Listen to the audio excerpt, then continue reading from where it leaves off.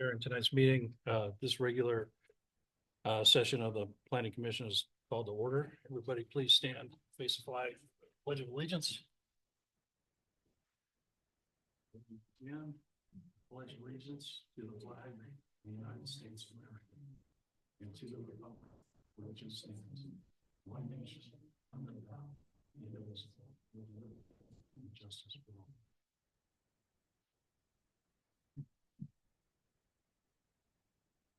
So starting the meeting, we have time for public comment. Is anybody here to provide public content on something other than what's on the agenda today? Okay, public comment is closed. We will move on to roll call. Commissioner Oland. Here. Commissioner Autry. Here. And Commissioner Devlin, I am here. Next on the agenda is special presentations or announcements. We have none. And next is the consent agenda, which is going to be the approval of the minutes of the regular meeting held October 16th, 2024. So moved.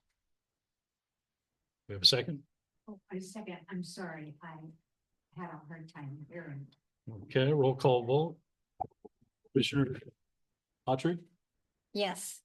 Commissioner Oland? Commissioner Devlin? Aye, it's unanimous. So next is a public hearing for the 2025-01 Cloutman Solarium variance. It has been, let's see. So the variance application was filed by Rich Cloutman, and it's for a proposed improvement at the property, which is within 20 feet of the property line, which necessitates the variance. So I'm going to open that to public comment. If anybody wants to speak to. So before we go to public comment, I'll make my staff presentation, okay, and then we'll allow the applicant to speak about the project, and then we'll go to the public hearing. Okay. Okay. So thank you for introducing the item, Commissioner Devlin. The motion you have before you tonight is a motion to approve a variance. The Planning Commission will consider the following variance application filed by Rich Cloutman for assessor's parcel number 054-173-530, which is 416 South Gold Street. Cindy, can you pull the PowerPoint up? While she's doing that, the proposed variance application would approve a modified front yard setback for a solarium and guest bedroom addition to the existing single-family dwelling that is currently on the property. The property is currently zoned high-density residential, so an expansion to the house in the form of a solarium or a guest bedroom is an allowable use under our zoning code. And as Commissioner Devlin just mentioned, approval of this reduced setback requires a variance. So this is a very straightforward variance. It's kind of a no-brainer in my opinion. So I'll just briefly go over what a variance is. I'm sure you all already know. It's essentially an exception to the rule, an exception to the code for those who would like to have an exception to either dimensional or numerical regulations such as building size, placement, height, average lot width, parking, etc. So what we have before you tonight is one of the most common examples of a variance. A homeowner may request that a room addition be permitted closer to the property line than the zoning ordinance would normally allow. That's exactly what we are presenting to you tonight. So next slide, please, Cindy. So here is a site map. You can see that the property is located between South Street and Butte Street. Next slide, please, Cindy. I just wanted to show you a zoomed in photo so that you can see how close this house is to the property line. It's actually right on the sidewalk. Can you go to the next slide, please, Cindy? So this is an older photo of the house. This is what I could find on Google Maps. So I really wanted to just show you these photos so that you can see that it is truly right next to the sidewalk. It's right on the property line, and it has a 0-foot setback. The applicant is requesting a 14-foot setback for their proposed addition. Now, normally, our code would require for future development that properties be set 20 feet back from the property line. So an addition wouldn't be an issue because the home would already be set back from the property line. However, in this case, this neighborhood predates our code. So these roads were put in after the house was built. So there was really no way to accommodate a setback requirement because it didn't exist. So yes, just wanted to have a visual of the house for you. This project is consistent with our general plan in that it's in a high density residential zone, and this land use designation is intended to support conventional apartment or condominium development, including single family houses for a single project. The existing single-family residence and proposed addition is therefore consistent with the 2002 general plan land use designation. We also had to review this project against the California Environmental Quality Act, or CEQA, because it is considered a project under CEQA law. So the proposed use qualifies as a project and is eligible for an exemption. It's a Class 32 exemption, which is for infill development projects. So because this area is already developed, it's already a neighborhood, there's an existing house on the property, this would be considered infill development, adding a unit or adding an addition to the home. So in order to grant a variance, our municipal code has 4 findings that the project has to meet. Any variance granted shall be subject to these 4 conditions, which I'm going to read to you now. So the first one is because of special circumstances or exceptional characteristics applicable to the property, the strict application of the city code deprives such property of privileges enjoyed by other properties in the vicinity and under identical zoning classification. So essentially, because of the unique characteristics of this property, the way it's placed on the site, strictly applying our city code would deny it the same rights as nearby properties. And if you go to the previous slide, Cindy, you'll also see that there are other homes within the area that are within the 20-foot setback requirements.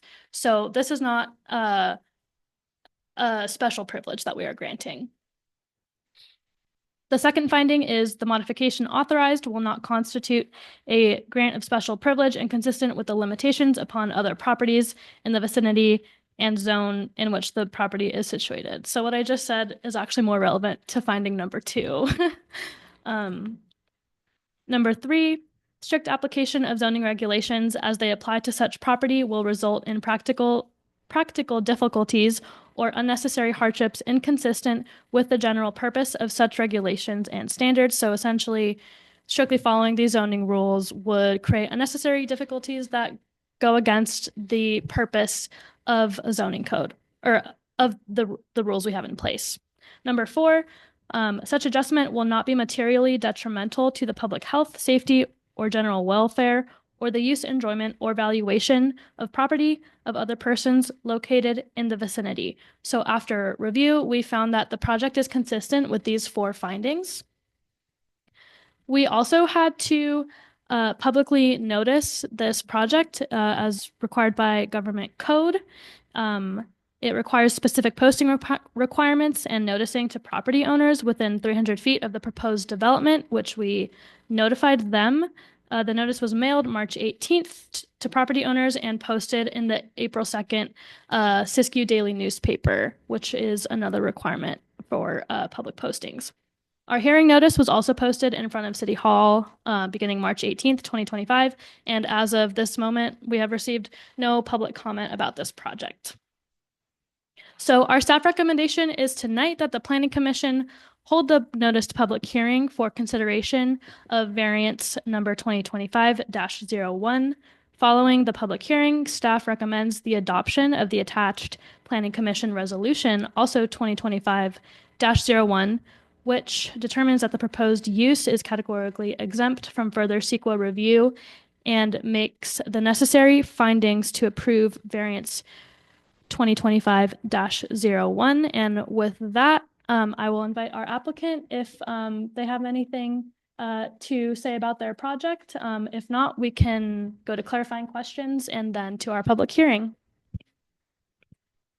Stand up, Rick. Can everybody hear me okay? You, Rich, you have to stand at the podium, state your name for the record.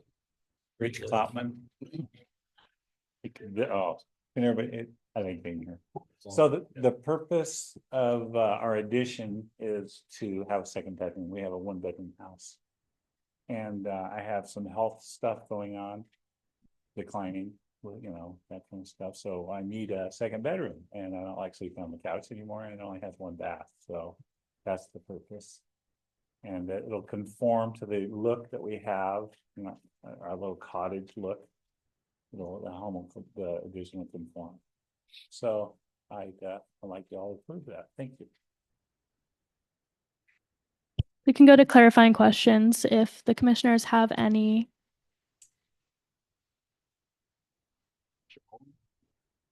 I don't have any questions. Someone like to. We'll open the public hearing now if there are any public comments. Are there any public comments? Public comments are closed. Now we may move on. Someone would like to make a motion. A motion to approve the Planning Commission Resolution 2025-01 for a resolution of the City of Yreka approving the variance application number 25-01 pertaining to the new solarium and bathroom addition and adoption of Class 32 infill development project category exemption under California Environmental Quality Act at assessor's parcel numbers 54-173-530. Okay, we have a first and a second. Let's take a roll call vote. Commissioner Olin. Commissioner Autry. Aye. Commissioner Devlin, aye. Passes unanimously. That concludes the public hearing. We have no old business, no new business, and no future planning items on the agenda. I do have a question. Okay. And I would like to start the process of filling the 2 empty seats that we have. Okay, I will take that information back to the city manager and see what our next steps will be for that. Thank you. Okay. Meeting is adjourned. In and out, no one